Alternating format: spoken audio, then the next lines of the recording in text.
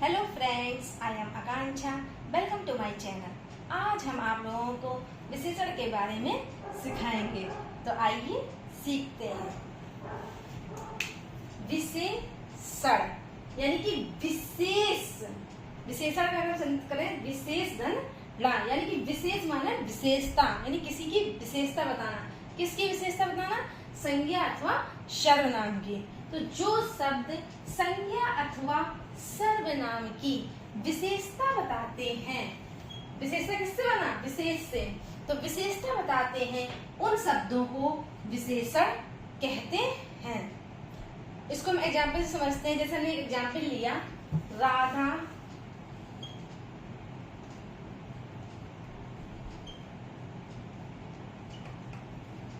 गोरी लड़की है। राधा गोरी लड़की है। लड़की कैसी है? गोरी। तो यहाँ जो गोरी शब्द है वो किसकी विशेषता बता रहा है? लड़की की विशेषता बता रहा है। तो यहाँ जो गोरी शब्द है वो क्या हो जाएगा? विशेषण। अगर हम गोरी को हटा दें, ठीक, तो कोई विशेषण रहेगा? राधा लड़की है तो कोई विशेषता रहेगी? नहीं रहेगी। इसलिए यहाँ पर हमने क्या लगा? राधा गोरी लड़की है, तो गोरी शब्द हो गया, ये हमारा क्या हो गया? विशेषण। ये जो हो गया हमारा विशेषण। ऐसे में राधा पतली लड़की है, ठीक है, तो राधा पतली लड़की है, लड़की कैसी है? पतली है। तो ये हमारी उस लड़की की क्या है? विशेषता है। तो इस तरीके से ये हमारा क्या हो जाएगा? विशेषण। ठीक है। अगला हमारा आता है विशेष। विशेष किसे कहते हैं? ये तो हो गया जिस शब्द की विशेषता बताई जाती है उसे विशेष कहते हैं। ठीक, यहाँ किसकी विशेषता बताई जा रही है? लड़की की विशेषता बताई जा रही है। तो ये हमारी क्या हो गया? विशेष हो गया। ठीक है। अगला एग्जाम्पल लेते हैं। जैसे यह सफेद हाथी है। हमने अगला एग्जाम्पल लिया, यह सफेद हाथी है। ठीक है, यह सफेद हाथी है। हाथी कैसा है? सफेद है। तो सफेद क्या हो गया? विशेषण। सफेद कैसा हो गया? विशेषण। क्यों हो गया विशेषण? क्योंकि ये विशेषता बतला रहा है। किसकी विशेषता बता रहा है? हाथी की विशेषता बता रहा है। तो यहाँ जो हो गया क्या हो गया? विशेषण। अब जिस शब्द की विशेषण, किसकी विशेषता बताई जा रही है? हाथी की विशेषता बताई है। हाथी की विशेषता बताई जा रही है। तो यहाँ पर जो हाथी हो गया वो क्या हो गया? विशेष।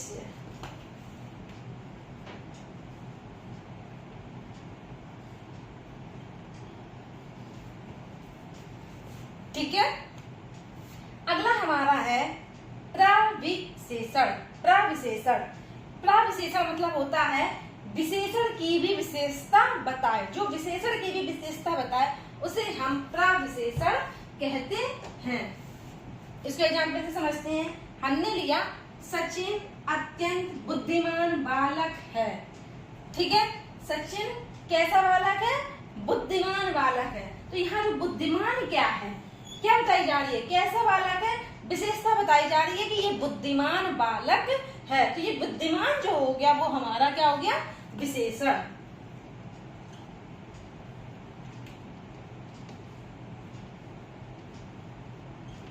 ठीक। अब जिसकी विशेषता बताई जाए, किसकी विशेषता बताई जा रही है? बालक की विशेषता बताई जा रही है, तो वो हमारा क्या हो गया? विशेष। तो ये जो हो गया हमारा विशेष।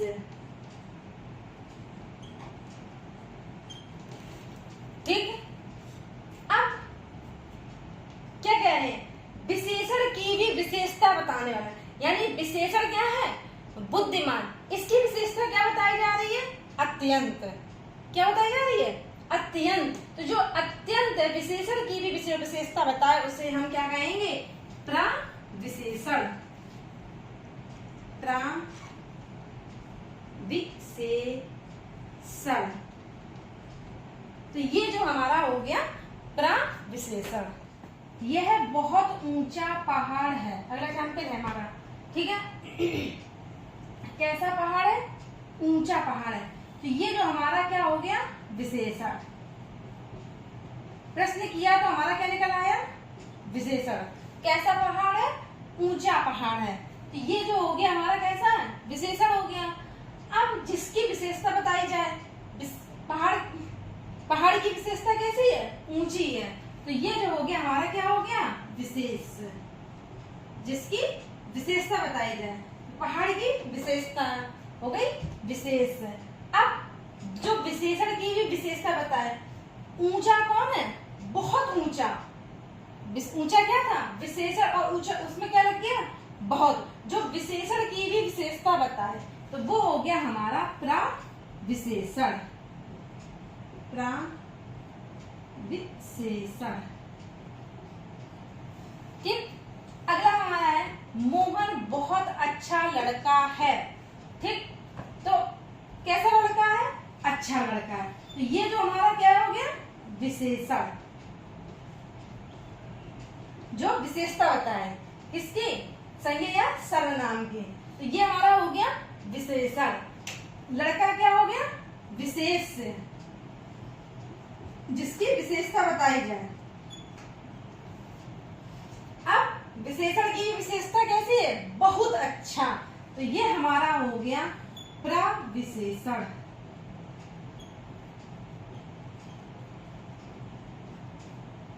क्लियर है? अगला हमारा एग्जाम्पल है राधा सुंदर है। ठीक। कैसी है राधा? सुंदर है। ठीक। तो ये हो गई हमारा क्या? विशेषता क्या है? सुंदर। तो ये हमारा हो गया विशेषण।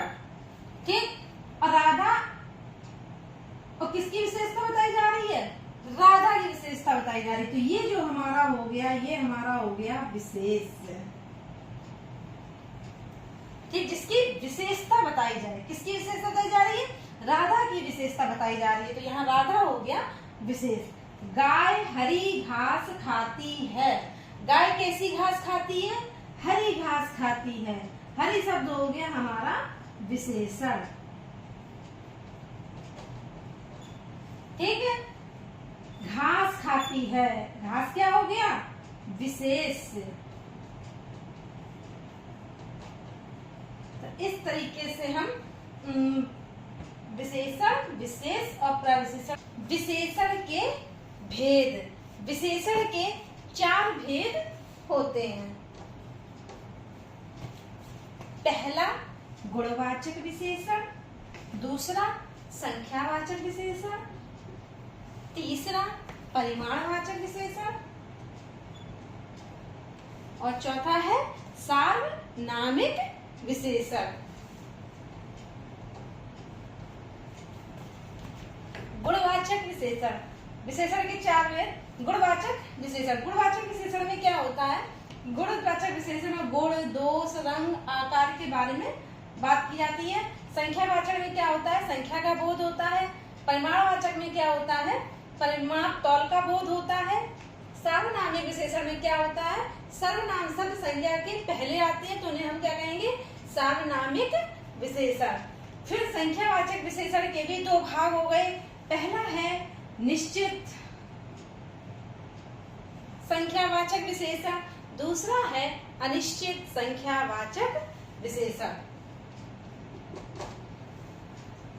अब निश्चित संख्यावाचक विशेषण क्या होती है? जिसमें 1, 2 जो निश्चित संख्यावाचक, जो क्या कह रहे हैं? निश्चित, जिसकी संख्या निश्चित हो, वो क्या हो गए? निश्चित संख्यावाचक विशेषण। जैसे 1, 2 पहला, दूसरा। दूसरा है हमारा अनिश्चित संख्यावाचक विशेषण। आ माने नहीं, निश्चित माने निश्चित, जिसकी संख्या निश्चित ना हो उसे हम अनिश्चित संख्यावाचक विशेषण कहते हैं। जैसे कोई, कुछ।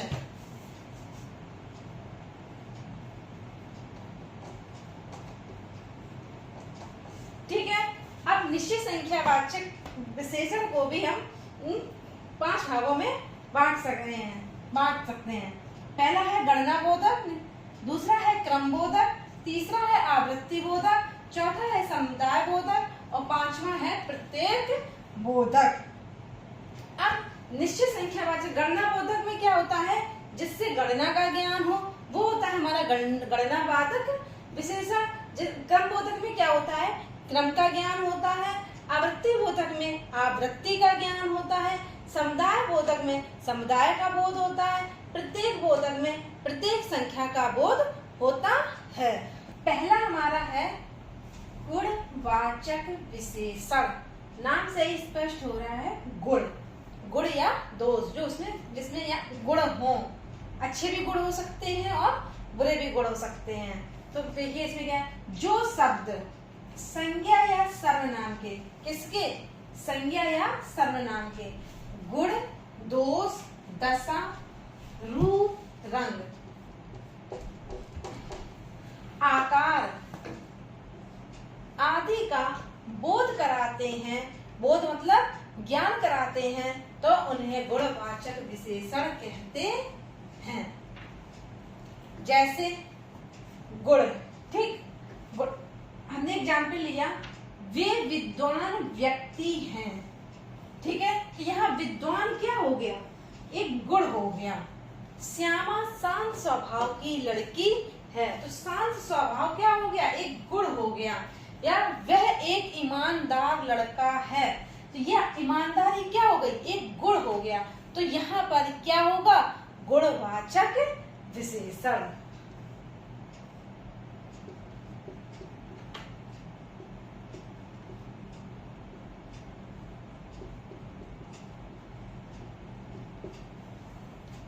अगला हमने लिया दोष। हमने किसकी बात करी है, दोष की बात करी है। तो दोष के लिए हमने एक एग्जाम्पल लिया, सोहन दुष्ट लड़का है। दुष्ट क्या हो गया, एक दोष हो गया, ठीक। यहाँ जो हो गया, ये कैसा हो गया, गुणवाचक विशेषण। दूसरा सेंटेंस लिया हमने, रमा बुरी लड़की है, तो बुरी क्या हो गई, एक दोष हो गया। तो इस तरीके से ये भी जो हमारा हो गया, क्या हो गया, गुणवाचक विशेषण।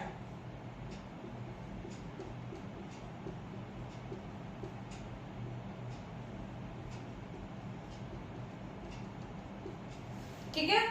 अगला आता है हमारा दशा, ठीक। तो दशा में हमने एग्जाम्पल बनाया है, दीनू दुर्बल व्यक्ति है, ठीक है। तो यहाँ उसकी दशा कैसी है, दुर्बल। तो यहाँ दुर्बल जो हो गया, क्या हो गया, एक गुण हो गया। ऐसी राम, दूसरा हमने वाक्य लिखा है, राम स्वस्थ बालक है, तो स्वस्थ क्या हो गई, उसकी दशा हो गई। तो यहाँ पर भी क्या हो गया, गुणवाचक विशेषण।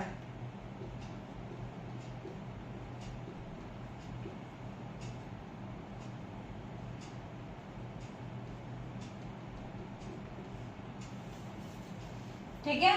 अगला है हमारा रूप।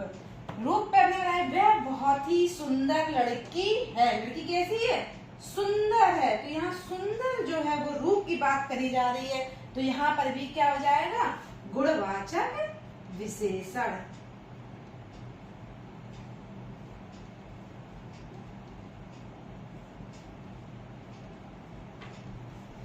ठीक।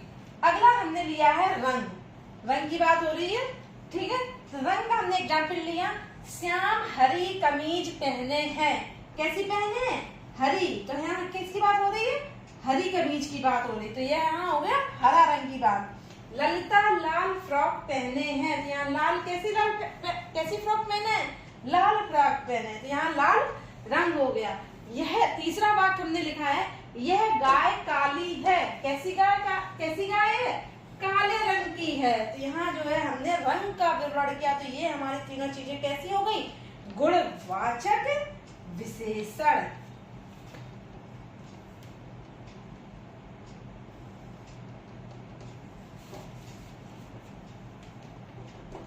जहां पर भी रंग की बात हो जाए तो वहां पर भी क्या हो जाएगा, गुणवाचक विशेषण।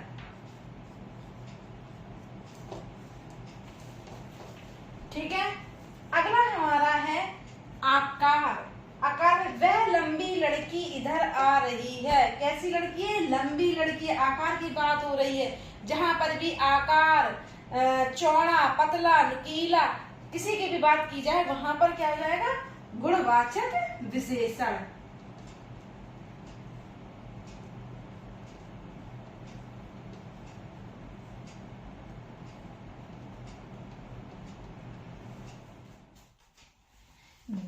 हमारा है संख्यावाचक विशेषण। नाम से ही स्पष्ट हो रहा है संख्या। जहां पर संख्या की बात हो, संख्या का बोध कराया जाए, वहां पर क्या हो जाएगा, संख्यावाचक विशेषण। संख्या की जो विशेषता बताए उसे क्या कहेंगे, संख्यावाचक विशेषण। जिन विशेषणों से संज्ञा अथवा सर्वनाम की संख्या का बोध हो उसे हम संख्यावाचक विशेषण कहते हैं। बहुत ही इजी है। जैसे हमने लिया 3, 10, 14, 12 आदि, यानी संख्या कैसी है, संख्या है 3, 10, 14, 12 सभी संख्याएं, तो ये हो गया हमारा संख्यावाचक विशेषण। हमने यहाँ पे एग्जाम्पल लिखा है 10 लड़के वहां खड़े हैं। कितने लड़के खड़े हैं, 10। यहाँ संख्या आई तो ये हो गया हमारा संख्यावाचक विशेषण।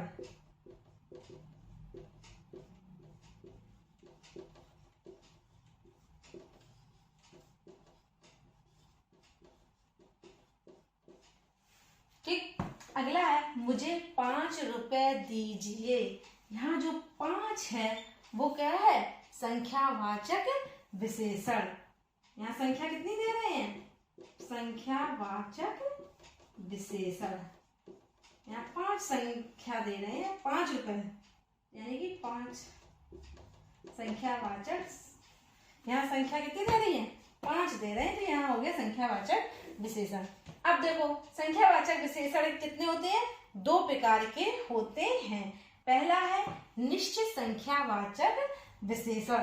तो यहाँ क्या है, निश्चित, नाम से ही स्पष्ट हो रहा है क्या, निश्चित। संख्या कैसी है, बिल्कुल निश्चित है, तो यहाँ हो गया निश्चित संख्यावाचक विशेषण। क्या है, जिन विशेषणों से व्यक्ति या वस्तुओं की निश्चित संख्या का बोध होता है उन्हें निश्चित संख्यावाचक विशेषण कहते हैं।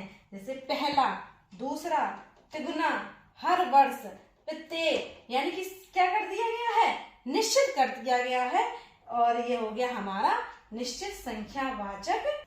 11 लड़के मैदान में खेल रहे हैं, तो इसमें क्या है, 11 क्या है, एक निश्चित संख्या है। तो यहाँ जो है ये 11 जो है निश्चित संख्यावाचक विशेषण है। निश्चित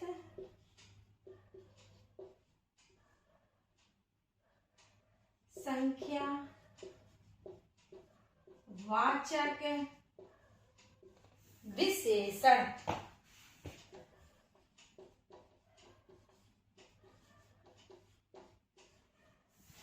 ठीक है, क्योंकि यहाँ निश्चित संख्या है 11। अगला हमने वाक्य लिखा है इस पुस्तक का मूल्य 100 रुपए है। ठीक है, तो 100 रुपए है, यहाँ क्या है, एक निश्चित है। ठीक है, तो यहाँ पर क्या हो जाएगा, निश्चित संख्यावाचक विशेषण। निश्चित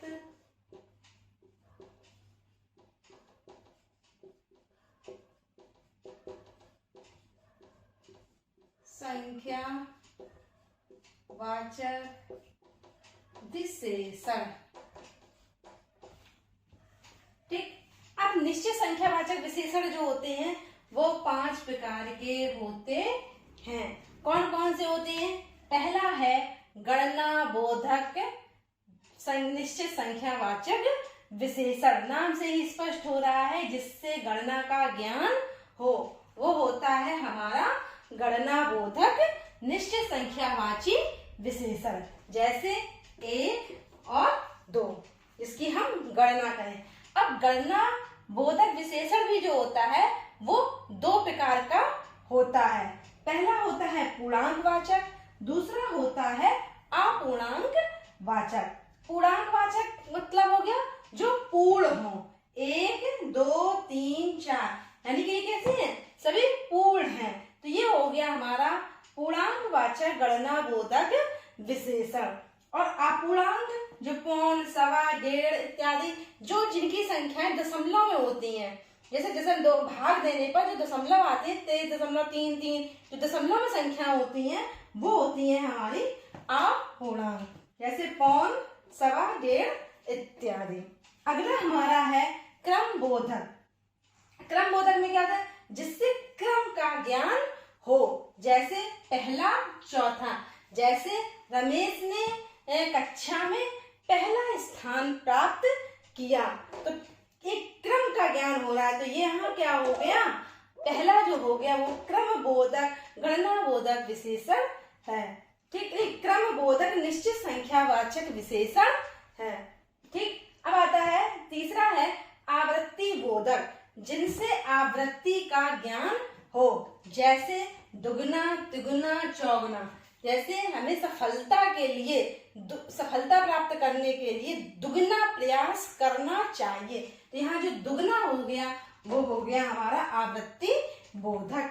अगला है हमारा समुदाय बोधक, जिनसे समूह का ज्ञान हो। समुदाय बोधक का मतलब क्या हो गया, जिनसे समूह का ज्ञान हो, जैसे तीनों चारों पांचों।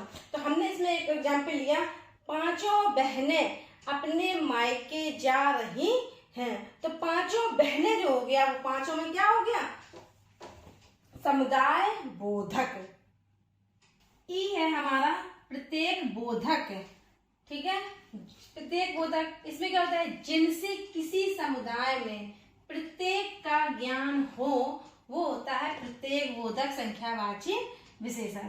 तो अब देखो क्या होता है, जैसे हमने एग्जाम्पल लिया, जैसे हर एक प्रत्येक, इसका हमने एक बात बनाया कि विद्यालय, हर एक बच्चे को खेलने के लिए गेंद मिलनी चाहिए। हर एक बच्चे को खेलने के लिए गेंद मिलनी चाहिए। तो हर एक आया, तो हर एक हो गया तुम्हारा प्रत्येक बोधक संख्यावाची विशेषण।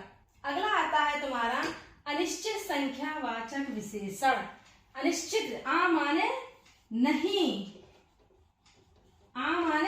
नहीं, निश्चित माने संख्या, जिसकी संख्या निश्चित ना हो उसे हम अनिश्चित संख्यावाचक विशेषण कहते हैं। देखिए, जिन विशेषणों से व्यक्ति या वस्तुओं की निश्चित संख्या का बोध नहीं होता है, उन्हें अनिश्चित संख्यावाचक विशेषण कहते हैं। जैसे अनेक, कुछ, थोड़ा, कई आदि। अब हम इसको एक वाक्य द्वारा समझते हैं। यहाँ तक आने में मुझे अनेक मुश्किलों का सामना करना पड़ा।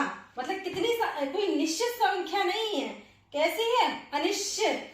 कि यहाँ तक आने में मुझे अनेक, कई सारी मुश्किलों का सामना करना पड़ा। तो यहाँ जो है अनिश्चित संख्यावाचक विशेषण है, अनिश्चित संख्यावाचक विशेषण। ठीक है, क्योंकि कोई निश्चित नहीं है। अगला है मुझे कुछ फल चाहिए। कितने फल चाहिए, कुछ फल चाहिए, कोई गिनती नहीं है। तो ये क्या हो गया, अनिश्चित संख्यावाचक विशेषण। तो ये भी हमारा हो गया अनिश्चित संख्यावाचक विशेषण। दामिनी ने मुझे थोड़ी सी चॉकलेट दी। कितनी दी, थोड़ी सी दी। इसका भी कोई निश्चित नहीं है, तो ये भी हमारा हो गया अनिश्चित संख्यावाचक विशेषण। मैंने कई चीजें खरीदी। कई, कितनी, कई, तो कोई निश्चित नहीं है, तो ये भी हमारी क्या हो गई, अनिश्चित संख्यावाचक विशेषण। तीसरा हमारा है परिमाणवाचक विशेषण। क्या होता है परिमाणवाचक विशेषण, जो विशेषण किसी वस्तु की माप या तौल संबंधी विशेषता बताते हैं, उन्हें परिमाणवाचक विशेषण कहते हैं। जैसे थोड़ा, पर्याप्त, बहुत, ढेर सारा आदि। ठीक है, अब इसको ध्यान से समझते हैं। हेमंत प्रतिदिन 1 लीटर दूध पीता है। 1 लीटर दूध पीता है, तो दूध क्या है, दूध को हम क्या कर सकते हैं, माप सकते हैं। तो ये हमारा हो गया परिमाणवाचक विशेषण।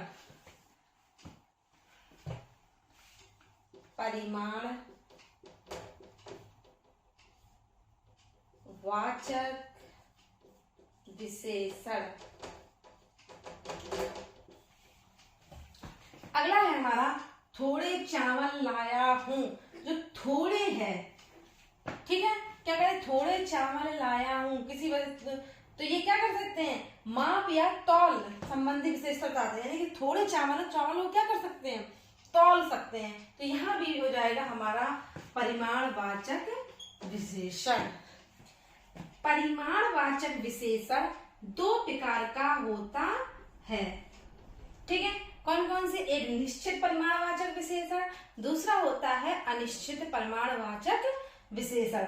निश्चित परिमाणवाचक विशेषण में क्या होता है, इन विशेषणों से वस्तु या पदार्थ की निश्चित माप तौल का बोध होता है, उसे हम निश्चित परिमाणवाचक विशेषण कहते हैं। जैसे 1 किलो आटा, 2 किलोमीटर की दूरी, 20 बीघा जमीन, ये जो हो, ये सभी एग्जाम्पल जो हैं वो निश्चित माप तौल का बोध करा रहे हैं, इसलिए यहाँ पर निश्चित परिमाणवाचक विशेषण है। श्याम बाजार से 4 किलो प्याज लाया है, ठीक है, तो 4 किलो,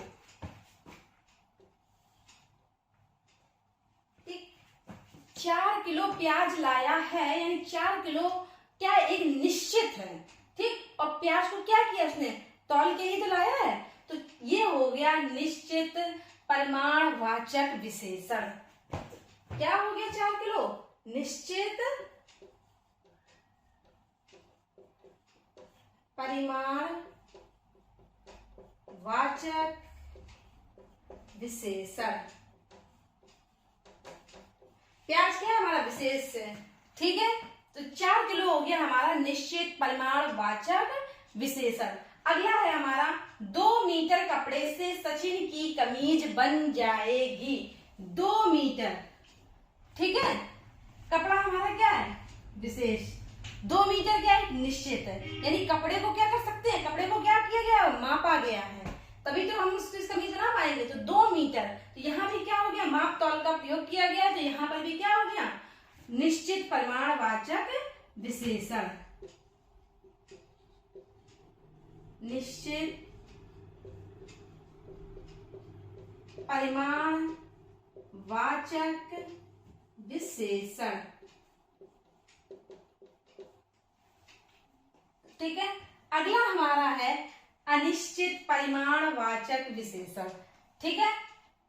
इसमें क्या है, इन विशेषणों से वस्तु या पदार्थ की निश्चित माप तौल का बोध न हो, तो वहां पर क्या होता है, अनिश्चित परिमाणवाचक विशेषण कहते हैं। जैसे कुछ, अधिक, ज्यादा, कम, थोड़ा, बहुत आदि। देखिए अनिश्चित विशेषण जो होते हैं वो क्या है, कुछ, अधिक, ज्यादा, कम, थोड़ा, बहुत आदि। हमने पिछले बताया था कि अनिश्चित संख्यावाची विशेषण, ठीक है, क्या बताया था, अनिश्चित संख्यावाची विशेषण। जब ये अनिश्चित विशेषण जो होते हैं संख्या के साथ लग जाते हैं तो उन्हें कहते हैं अनिश्चित संख्यावाची विशेषण। और यही अनिश्चित विशेषण जो है, ये है अनिश्चित विशेषण, यदि परिमाण के साथ लग जाते हैं तो वो उन्हें कहते हैं अनिश्चित परिमाणवाची विशेषण। दोनों में डिफरेंस है, इसको एग्जाम्पल से समझते हैं और क्लियर हो जाएगा। पतीले में बहुत कम दूध है, ठीक, कम हमारा क्या है, अनिश्चित विशेषण, क्या है, अनिश्चित विशेषण। अब दूध क्या है, दूध हमारा है विशेष, ठीक। अब क्या दूध को हम गिन सकते हैं, गिन तो सकते नहीं, तो ये क्या है, परिमाण है, ठीक, इसको क्या कर सकते हैं, माप सकते हैं, ठीक। तो ये हो गया हमारा क्या, अनिश्चित परिमाणवाचक विशेषण। अनिश्चित परिमाणवाचक विशेषण। अब देखिए ये वाला एग्जाम्पल देखिए, ये मैंने अलग से लिखा हुआ है। आज कक्षा में बहुत कम छात्र हैं, ठीक, तो यहाँ पर भी क्या आया है, कम। क्या आया है? कम। और विशेष हमारा क्या है? छात्र। छात्र को हम क्या कर सकते हैं? गिन सकते हैं। छात्र क्या है? गणनीय है। तो यहां पर हो जाएगा अनिश्चित संख्या वाचक विशेषण। समझ में आ रहा है? दोनों का डिफरेंस को अच्छे से समझो। अनिश्चित संख्यावाचक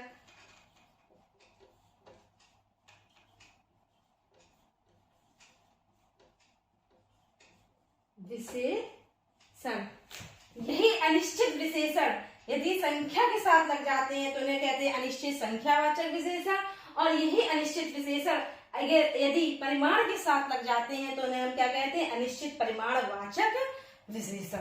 ठीक, अगला हमारा जो एग्जाम्पल है ये, थोड़ी दाल कुकर में है।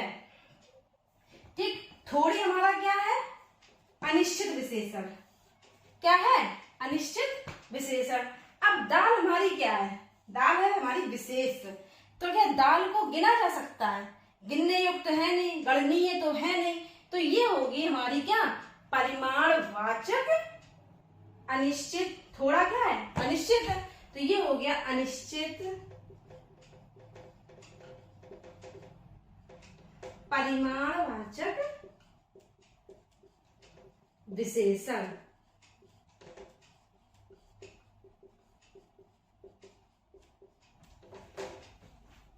चौथा है हमारा सार्वनामिक विशेषण। सार्वनामिक विशेषण को हम संकेतवाचक विशेषण भी कहते हैं और निर्देशवाचक विशेषण भी कहते हैं। सार्वनामिक विशेषण सर्वनाम से बना हुआ है। आइए पहले हम इसको समझते हैं। सार्वनामिक सर्वनाम प्लस एक से करके ये सार्वनामिक विशेषण बना हुआ है। जब सर्वनाम शब्द संज्ञा के पहले आते हैं तो वहां सर्वनामिक विशेषण होता है। ठीक, करेक्ट क्या है हमारी परिभाषा के अनुसार? ये है हमारी संज्ञा। संज्ञा के पहले सर्वनाम। संज्ञा के पहले क्या आ जाए? सर्वनाम। तो वहां तुम्हारा सार्वनामिक विशेषण होता है। इसको एग्जाम्पल से समझते हैं। यह लड़का प्रथम आया है। ठीक है, ये हमारी क्या है? संज्ञा।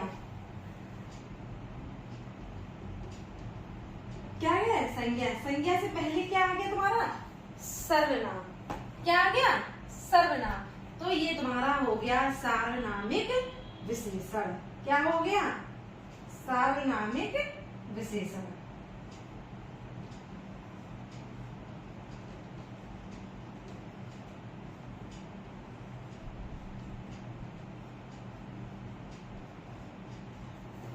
ठीक है, अगला एग्जाम्पल है हमारा, इस गिलास में कितना दूध है।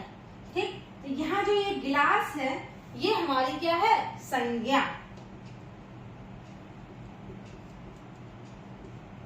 और संज्ञा से पहले क्या आ गया? इस। ये क्या हो गया? इस क्या है? सर्वनाम। संज्ञा से पहले सर्वनाम। तो क्या हो जाएगा हमारा? सार्वनामिक विशेषण। तो ये भी हमारा क्या हो गया? सार्वनामिक विशेषण। अगला हमारा एग्जाम्पल है, यह लड़का बहुत कमजोर है। ठीक है, तो लड़का क्या है? हमारी संज्ञा। और संज्ञा से पहले हमारा आ गया सर्वनाम। यह क्या है? सर्वनाम। तो यह भी हमारा क्या हो गया? सार्वनामिक विशेषण। अच्छा, अगला एग्जाम्पल हमने लिखा, यह बहुत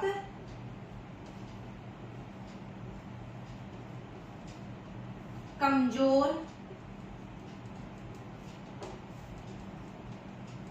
है। ठीक, हमने क्या लिखा? यह बहुत कमजोर है। तो यह जो है ये क्या हो गया?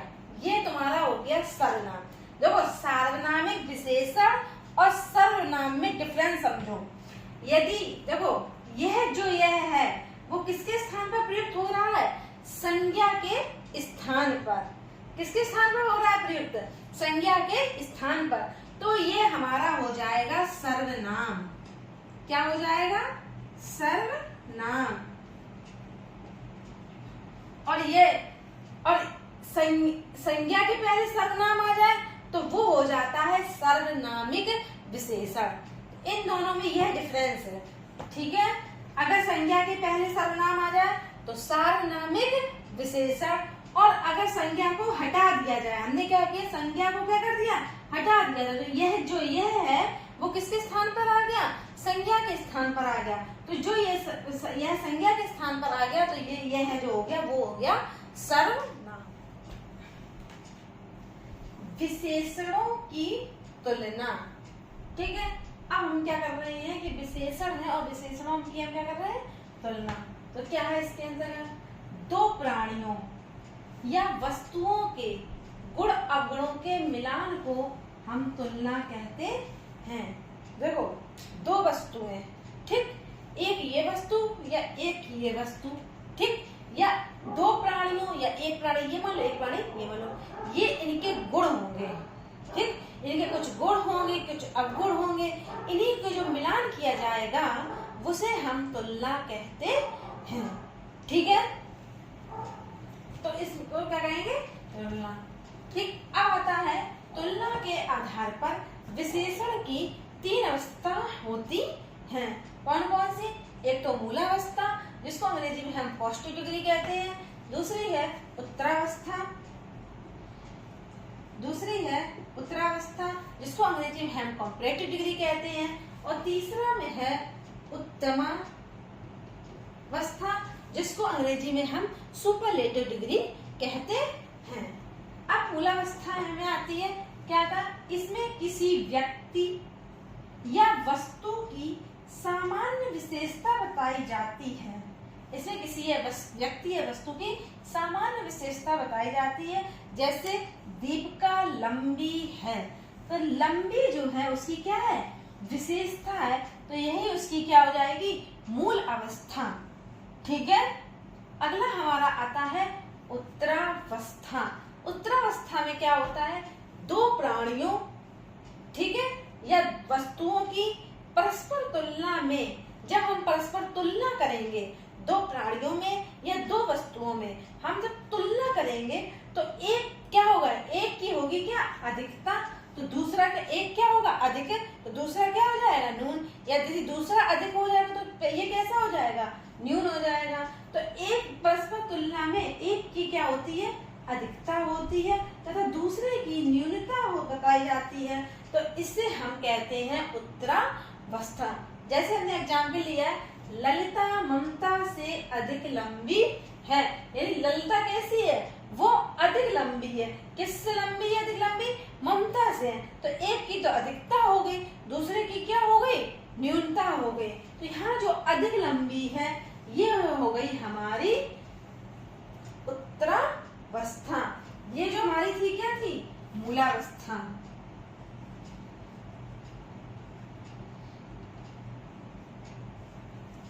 ठीक है, और ये जो हमारी हो गई क्या, अधिक लंबी, उत्तरावस्था।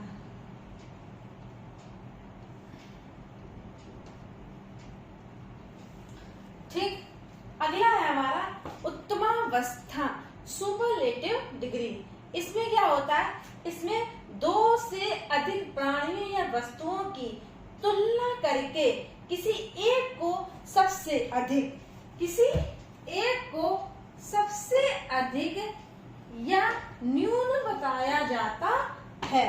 इसमें एक को सबसे अधिक और दूसरा को न्यून, तो उसे कहेंगे उत्तमावस्था। जिसमें इसमें बताया गया सौर सबसे अच्छा लड़का है, तो सबसे अच्छा जो हो गया ये हमारी हो गई उत्तमावस्था।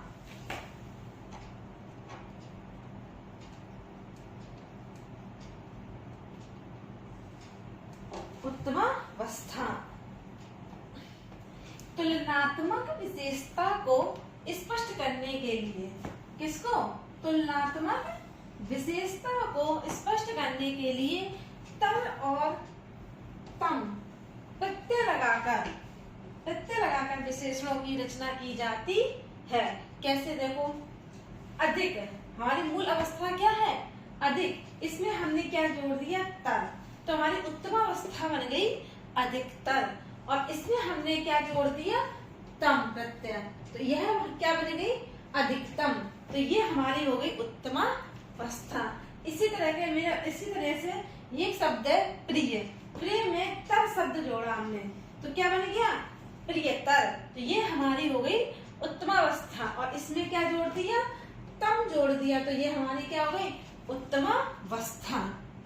इसी तरीके से मूल शब्द है हमारा सुंदर, इसमें हमने तर जोड़ा तो बन गया सुंदरतर, और ये इसमें जोड़ा तम, तो ये हो गया सुंदरतम। तो इस तरीके से हमारी बन गई उत्तरावस्था और मूलावस्था।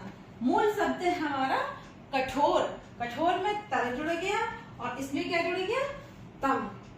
ठीक है, अब आता है अगला, अधिक और सबसे अधिक।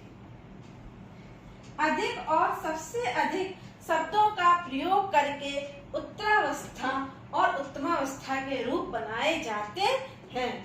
समझ रहे हो, अभी क्या था, तर और तम का प्रयोग करके उत्तरावस्था और उत्तमा बनी थी। अब कर रहे हैं अधिक और सबसे अधिक शब्दों का प्रयोग। कैसे कर रहे हैं ये देखते हैं। अच्छा, ठीक है, तो अच्छा में हमने क्या किया, अधिक का यूज किया।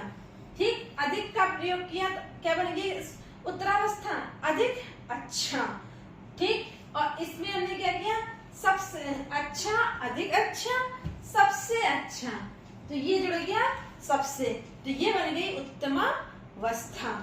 अगला है बलवान। ठीक है, बलवान में हमने क्या जोड़ दिया, अधिक बलवान और सबसे अधिक बलवान, तो ये हमारी हो गई उत्तमावस्था। ऐसे है बुद्धिमान, बुद्धिमान में अधिक जुड़ गया तो क्या बन गया, अधिक बुद्धिमान, तो बन गया हमारी उत्तरावस्था। और सबसे अधिक बुद्धिमान यानी कि सबसे अधिक जो जुड़ गया तो ये हो गई हमारी उत्तमावस्था। फारसी के कुछ तुलनात्मक शब्द भी हिंदी में प्रयुक्त होते हैं, जैसे फारसी शब्द है कम। ठीक, तो इसकी उत्तरावस्था बनेगी कमतर, इसमें क्या जुड़ गया, तर। ठीक, और उसमें क्या जुड़ गया, कमतरीन। ठीक है, अच्छा का क्या हो गया, बेहतर, बेहतरीन। उसी तरीके से बद का बदतर, बदतरीन। ठीक है, विशेषणों की रचना, किसकी रचना, विशेषणों की रचना। विशेषण देखो, विशेषण जो होते हैं वो दो प्रकार के होते हैं, एक तो मूल विशेषण, दूसरा यौगिक विशेषण। मूल मतलब जो कुछ शब्द मूल रूप में ही विशेषण होते हैं, जैसे काला, गोरा, पतला, मोटा, ये सभी हमारे क्या है, मूल विशेषण। ठीक है, यौगिक विशेषण जो संज्ञा, सर्वनाम, क्रिया आदि में उपसर्ग तथा अथवा प्रत्यय लगाकर विशेषणों की रचना की जाती है, ऐसे विशेषण यौगिक विशेषण कहलाते हैं। जैसे वर्ष से एक प्रत्यय लग गया तो क्या बन गया, वार्षिक। अब देखिए संज्ञा शब्दों से निर्मित विशेषण, कौन कौन से हमारे जो विशेषण बन रहे हैं वो संज्ञा शब्दों से। अब हमने लिखा प्रत्यय, संज्ञा, विशेषण। ई प्रत्यय, ई रोग में अगर हम ई प्रत्यय लगा दें तो हमारा रोगी विशेषण बन जाता है। इसी तरह प्रेम में हम ई प्रत्यय लगा दें तो हमारा प्रेमी विशेषण बन जाता है। उसी प्रकार दुख में अगर हम ई प्रत्यय लगा दें तो हमारा क्या बन जाएगा, दुखी। उसी प्रकार पाप में अगर ई प्रत्यय लगा दें तो हमारा पापी विशेषण बन जाएगा। संज्ञा शब्दों से निर्मित विशेषण, यानी कि हम संज्ञा शब्दों से हम विशेषण किस प्रकार बना सकते हैं, तो देखते हैं।